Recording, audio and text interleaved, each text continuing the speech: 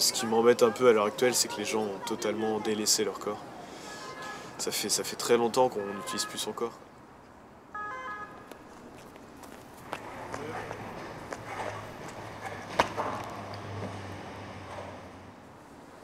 On a des bras, c'est fait pour grimper, des jambes pour sauter, et nous on fait rien de tout ça, on marche, on s'assoit. Et pour moi c'est vraiment très très important pour être épanoui, pour être complet en quelque sorte. Il faut savoir se servir de son esprit évidemment, mais aussi de son corps. Tous les enfants sautent, grimpent, courent partout et c'est naturel, enfin, on leur a pas dit de faire ça, ou eux ils réfléchissent pas quand ils le font, c'est vraiment, ils s'amusent et c'est leur façon de faire. Et, et ça on l'a perdu en grandissant, on s'arrête de le faire. Et je trouve ça assez dommage, moi du coup j'ai continué.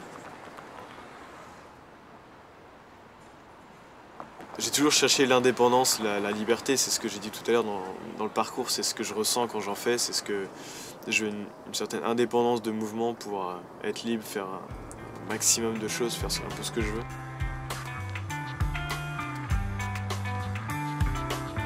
Alors j'ai commencé le parcours il y a 10-11 ans maintenant. J'ai commencé seul pendant 1 an ou 2, et puis après j'ai rencontré des gens.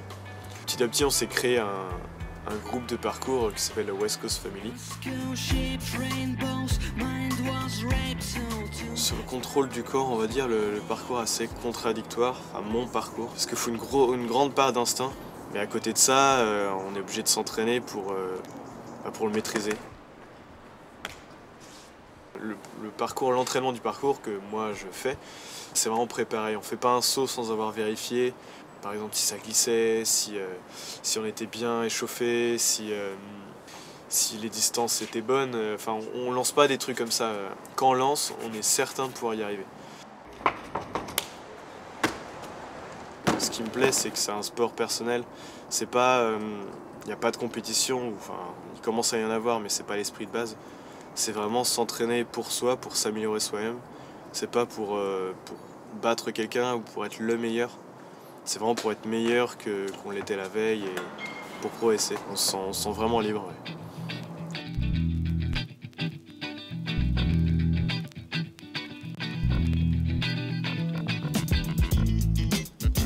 La plupart des références, c'est les animaux. On regarde leurs mouvements, parce que eux, c'est complètement instinctif. Quoi. Il y a aucune... Ils font ça naturellement depuis toujours. Quoi. D'ailleurs, j'ai fait un projet, un documentaire en Inde,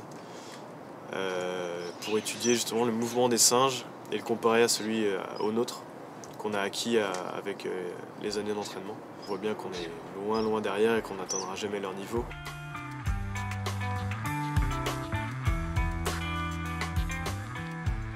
On a essayé de bouger avec eux, les observer. J'ai essayé d'un peu imiter leur façon de bouger en essayant d'être plus naturel, plus détendu. Et ça m'a apporté quand même pas mal dans ma façon de bouger, un état d'esprit différent, plus léger.